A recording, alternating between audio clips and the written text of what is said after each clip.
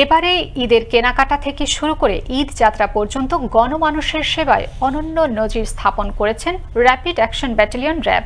এমনকি ঈদের ছুটি শেষেও নিরাপদে গন্তব্যে পৌঁছানোর লক্ষ্যেও তৎপর থাকে বাহিনীটি। আনন্দ টিভিকে দেওয়া এক সাক্ষাৎকারে একথা জানান র্যাব 10-এর অধিনায়ক ফরিদ উদ্দিন।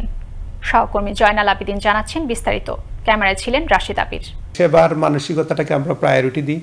মানুষের গরমুখ মানুষ ঈদের সময় বাড়ি যাবে, এটা তাদেরকে নিরাপদে বাড়িতে পৌঁছে দেওয়া আমাদের উপর যেটুকু দায়িত্ব সেটুকু আমরা পালন করি।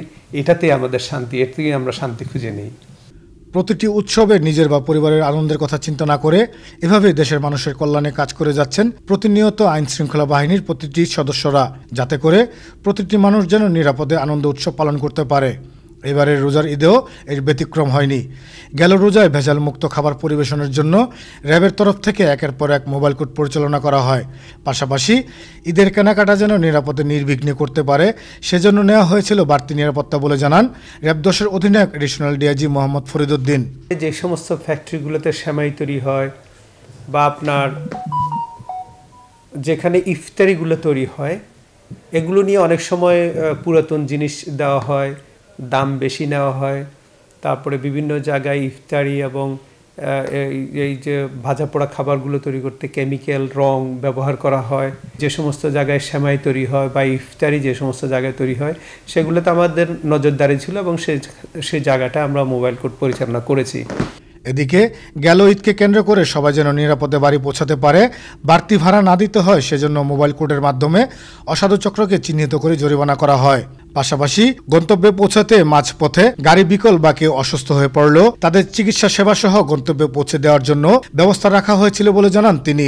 এর আগে এবং ঈদের পরে আমরা যে সমস্ত গাড়ি একেবারে পুরাতন লক্কর ছিল বা যেগুলোতে ভাড়া বেশি নেওয়া হচ্ছিল বা যেগুলোতে রুট পারমিট ছিল না, এরকম গাড়িগুলোর বিরুদ্ধে আমরা মোবাইল কোর্ট পরিচালনা করেছি। এছাড়া ঈদের মধ্যে ঢাকার অধিকাংশ বাড়ি ফাঁকা হয়ে যায়। এতে করে চুরি ডাকাতি থেকে জনগণের মালামাল রক্ষা করার জন্য নেওয়া হয়েছিল বাড়তি নিরাপত্তা। পাশাপাশি ঈদের ছুটি শেষেও যেন নিরাপদে যার যার গন্তব্যে পৌঁছাতে পারে সেজন্য এই বাহিনীর তেমন কাউকে ঈদকে কেন্দ্র করে ছুটি দেওয়া হয়নি বলেও জানান তিনি। এছাড়া একের পর এক অভিযান পরিচালনা করে গ্রেফতার করা হয় মাদক ব্যবসায়ী, কিশোর গ্যাং সহ বিভিন্ন অপরাধীদের। যে বছর র্যাব একটা নতুন চিন্তা নিয়ে আসছিল, র্যাব সাপোর্ট সেন্টার, যেখানে আমরা যে সমস্ত গাড়ি নষ্ট হয়ে যেত আমরা সাপোর্ট দিয়েছি মানুষজনকে। তার বাইরেও কোথায় হয়রানির শিকার হলে সেখানে কমপ্লেন করতে পেরেছেন মানুষ। এবং গরমুখ মানুষ যখন সন্ধ্যা ইফতারের জন্য কোথায় সমস্যা ছিল সেখানে আমরা যতদূর আমাদের সাধ্যমতো সারা দেশব্যাপী করেছে, র্যাব 10 ও তার এওয়ারের মধ্যে এটা করেছে, র্যাব সাপোর্ট সেন্টার করেছে। এই বাহিনীর পাশাপাশি দেশের সকল বাহিনীর অকুতোভয় বীর প্রতিটি সদস্যরা দেশ ও মানুষের কল্যাণে কাজ করে যাচ্ছে প্রতিনিয়ত।